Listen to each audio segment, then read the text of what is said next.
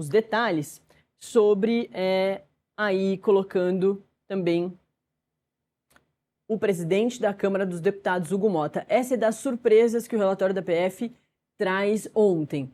Toda a relação do Vorcaro com o Ciro Nogueira já se conhecia.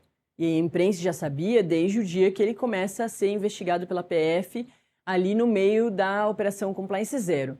Mas o que a PF traz nesses relatórios todos é um detalhamento ainda maior da relação de amizade pessoal e também de negócios entre o Vorcaro e o Ciro Nogueira.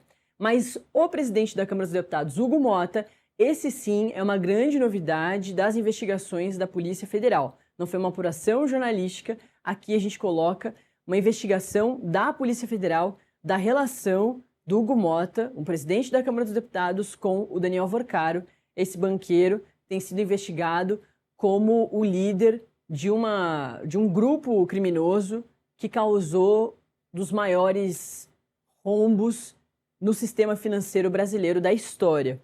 E aí, nessa matéria do Pablo Giovanni, da coluna da Manuela Alcântara, ela coloca também esse detalhamento. Vai, durante a matéria, falar bastante sobre o Ciro Nogueira, mas também vai colocar o Hugo Motta. Isso tudo, né, essas informações todas contam nesses relatórios, um deles encaminhados pela PF ao ministro André Mendonça do Supremo Tribunal Federal. E o sigilo caiu ontem de algumas dessas partes. E aí eles colocam aqui todo o relato, toda a conversa, ou histórico de conversas entre o Daniel Vorcaro e esses dois parlamentares. Coloca ali todo o esquema, essa parte é bastante importante da gente ler, que é as mensagens trocadas em 18 de junho de 2024 com um operador, identificado como Léo Serrano, aqui operador do Daniel Vorcaro, porque o Daniel Vorcaro tinha um grupo criminoso.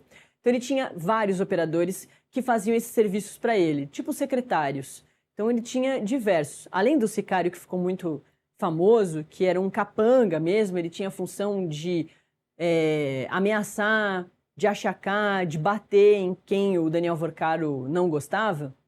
Mas esse Léo Serrano, por exemplo, era um secretário. Fazia situações ali, resolvia questões logísticas para o Daniel Vorcaro. Desculpa. E aí o Vorcaro, nessa conversa, diz o seguinte para o operador dele. Ele informa o Léo Serrano que precisaria de reservas no hotel Four Seasons, lá em Lisboa, entre segunda-feira e sábado. Ali dessa semana do dia 18 de junho.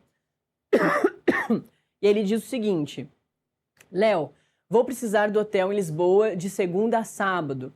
E aí o Léo responde perguntando: em nome de quem? E o banqueiro responde, abre aspas, meu, pega aquele quarto maior. Inclusive, de segunda para terça eu fico lá e volto na sexta. E preciso de mais 2 quartos lá, Ciro e Hugo, fecha aspas. Dias depois, em 24 de junho, o Léo informou ao Vorcaro que o Ciro e o Hugo, cada um tem uma JR Suite lá no Four Seasons. Estudo aspas desse Léo Serrano, que é um operador ali do Daniel Vorcaro. Tomar um golinho de água porque a garganta ficou seca de tanta informação que a gente está trazendo. E aí, segundo a PF, também foi localizado um áudio em que o banqueiro demonstra preocupação com a privacidade de um encontro em Lisboa e pede controle rigoroso de acesso ao local onde ocorria uma reunião. E ele diz o seguinte, abre aspas, Léo, preciso muito que você dê uma atenção na questão de segurança. Cidade está lotada, eu estive lá no lugar agora, tive uma reunião lá no clube.